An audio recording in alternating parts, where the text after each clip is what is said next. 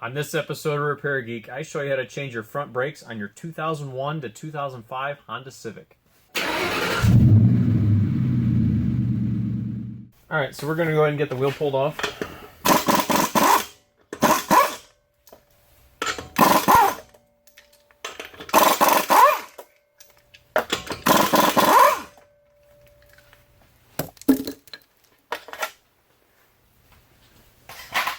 Super common tire stuck on the hub. I'm just going to lower the car down a little bit and kick the sidewall of the tire. It'll pop right off.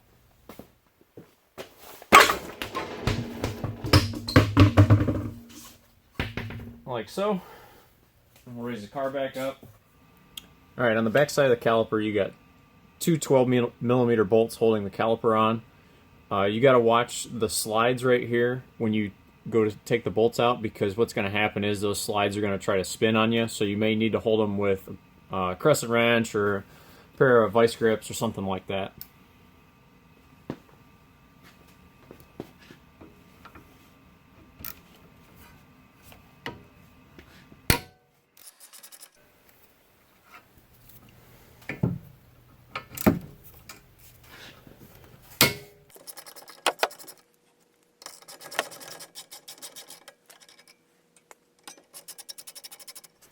Once you get those bolts out, you just take a screwdriver, and this caliper will pry out.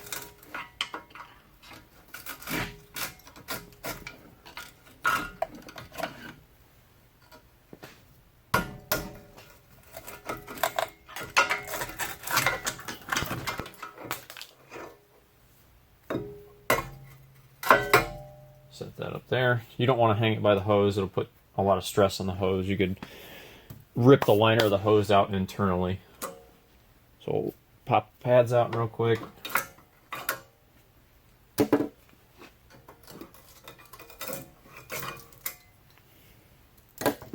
And then we'll go ahead and get this bracket off so we can start fighting this rotor off of here. These screws are kind of a pain, but I'll show you guys how I get them loose.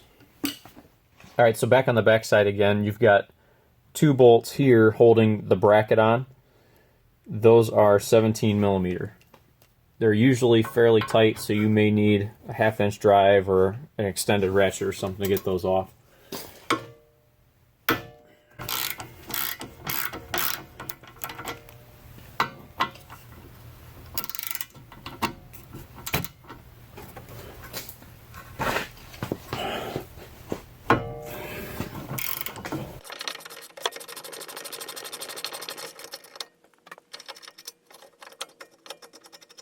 I'm going to take the bracket and set it over on the bench because we're going to have to clean it up and do some stuff to the bracket before we put new hardware and set the new pads in it.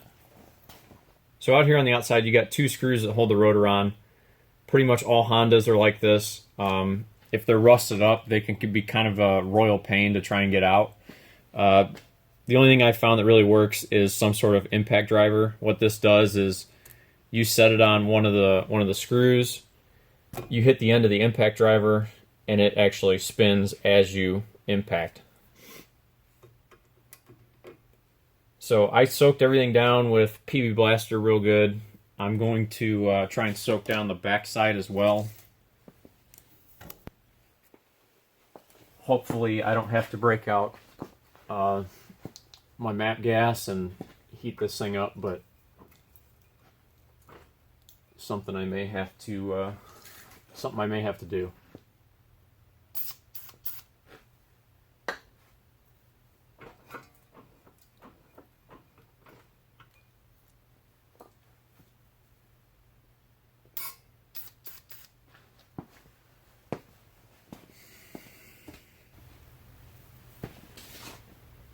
Alright, let's see how bad this side's going to be. The other side was kind of a bear, but we'll find out.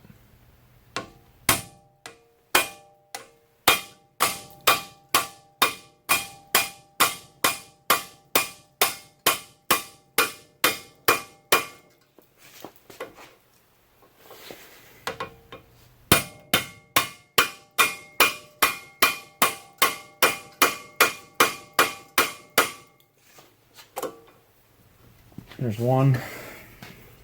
So if your screws don't come out easy, you have a couple options. First one is going to be heat it up. Use MAP gas, oxyacetylene, propane, whatever you have to heat the screw up, and basically, while it's still hot, hit it with the impact driver. That's what worked for me.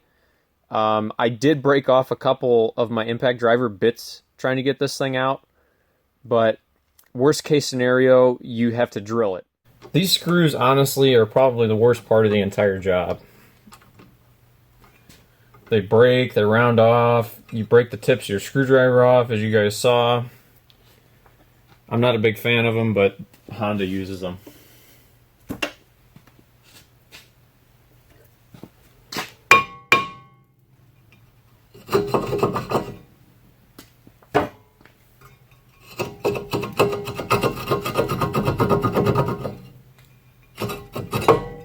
There you go.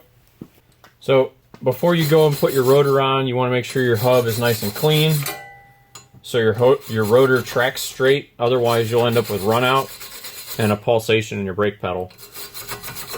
So I try to wipe off any of the big scaly rust, any of that kind of stuff.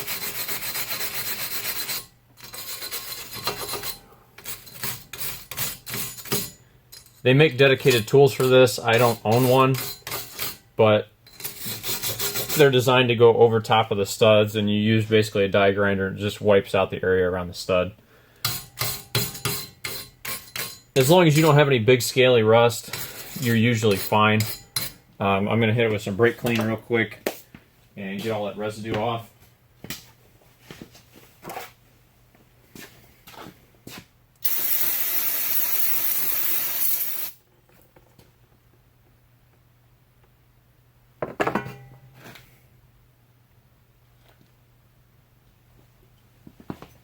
Go ahead and hang the new rotor on. Make sure you line up your screw holes with the holes in the hub. And we're going to go over to the bench and take care of that bracket. Alright, so over here at the bench, I got our caliper bracket chucked up in the vise, and what I'm going to do is I'm going to pop all this hardware out because I got new hardware. You guys should always replace hardware, especially if you live in a northern climate, simply because this stuff gets so rusty, crusty, nasty that you should replace it anytime you're putting pads on. The next thing I'm going to do is the area where the hardware sits, I'm going to hit with a file, wire brush, something like that. You want to get all the rust out of those areas, because what happens is that rust will swell the metal up and swell the bracket basically together, and the pad will not move back and forth like it's supposed to. So you'll get premature pad wear, the brakes won't release, things like that. So I'm going to go ahead, file all this rust out of here, and then I'll bring you guys back in a minute. Alright, so as you guys can see, I got all the scaly rust and that kind of stuff taken out of the bracket. You want to make sure you don't go too far, because what happens is if you open that gap up too big, your pad, when you apply the brake, will actually clunk back and forth, and you're going to get brake noise. So take as little as possible out of here while still getting the metal clean, if that makes sense. Before I go ahead and snap in this hardware, what I'm going to do is I'm going to put, I use brake grease, caliper grease, whatever you want to call it. I coat all these areas with bare metal. I'll coat all these areas with caliper grease, simply to try and cut down on the amount that it's going to rust. Ultimately, that's going to, like I said before, make the brakes last a little bit longer, because your bracket isn't going to be swelling together like it normally would. So I'm going to go ahead and apply some of this, and then go ahead and snap my hardware in. So you guys want to make sure that you're using good quality hardware, good stainless hardware. It tends to last a lot longer than just stamped steel stuff, especially if you live in like a northern climate where you're getting exposed to a lot of salt and things like that. Reason being, your brake job simply is just going to last longer. Your pads will end up freezing in place, and your brakes will drag and do weird stuff like that. Before I go ahead and put everything back together, what I do is I take the pads and I'll put them back in the bracket and just make sure everything slides nice and easy. if you got to beat it in there, if you have to beat the pad in with a hammer or something like that, go back, pull the hardware out, clean the grease out, and clear out some more rust from the bracket itself. But everything should slide nice and easy just like that. Some people will grease the slides. I don't personally do it because if everything's sliding nice and free, you shouldn't really need it. I think all's grease is going to do in this situation is kind of attract dirt and cause more gunk and grime to get caught in the bracket and have a higher chance of locking up one of the pads. So I put everything together dry. The only place that I put grease on the bracket is on the back side of the hardware just to keep it from rusting back together like I said before. So I'm going to take this back over the car. We'll get this installed and get this thing finished up. Alright, so I'm going to go ahead and put our caliper bracket back on. Go ahead and get your hardware tightened up. This is the 21mm bolt. I usually go about as hard as I can with a 3/8 drive.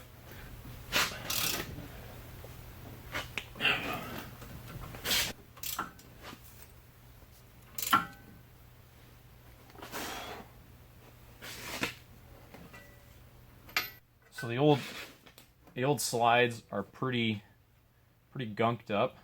So I'm going to go ahead and clean all this gunk and grime and crap off of here and put fresh grease on it.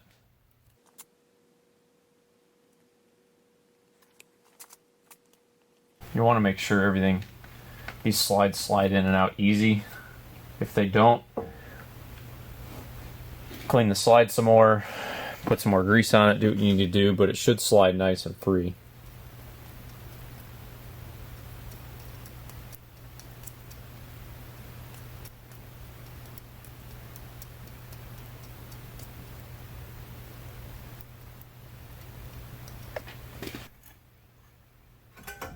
Before we go ahead and get our caliper back on, I'm going to go ahead and compress the piston of the caliper back in so we can get everything back together.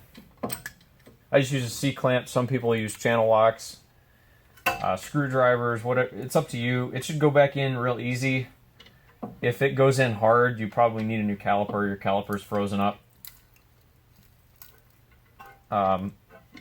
One thing I try to always do is I use one of the old pads to kind of cushion the piston from the C-clamp or the channel locks, whatever you're using, because some of these pistons on some cars are plastic, so there's a possibility that you could chip it or damage it or whatever. So by putting the old pad there, you're not going to tear it up. Once the slides are greased up like they're supposed to be, pistons push back in, everything's mounted, go ahead and put the caliper back on. When you guys do this, just watch your hose. Make sure you don't have it twisted all the way around the wrong direction.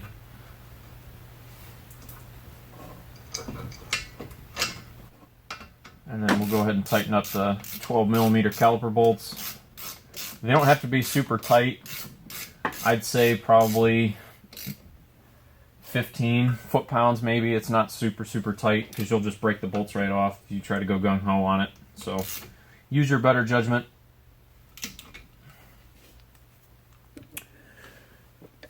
And finally, go ahead and put our screws back into the rotor. But before I do, I'm going to try not to screw the next guy that has to do this and put some anti-seize on there. I don't know that it'll help, but it's worth trying. Ultimately, these screws really aren't that big of a deal because the wheel, the lug nuts from the car are going to hold the wheel against the rotor, and that's going to sandwich the whole thing against the hub. So these are kind of a minor thing, but try to do everything the right way. So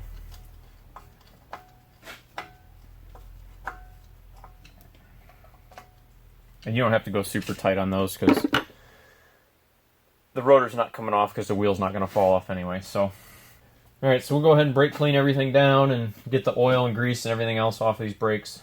And once that's done, we'll go ahead and throw the tire back on and send this thing on its way.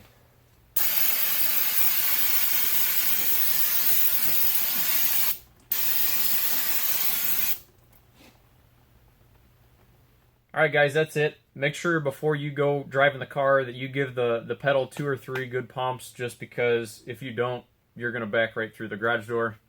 As long as your screws come out pretty easy, this is about as easy as a brake job gets. That's really the worst part about the entire job. I'll put links down in the description for like the torch and the impact driver, as well as the pads, rotors, things like that, if you guys are interested in actually doing this yourself. As always, guys, if you like the video, hit like. If you want to see more content, hit subscribe. Thanks for watching.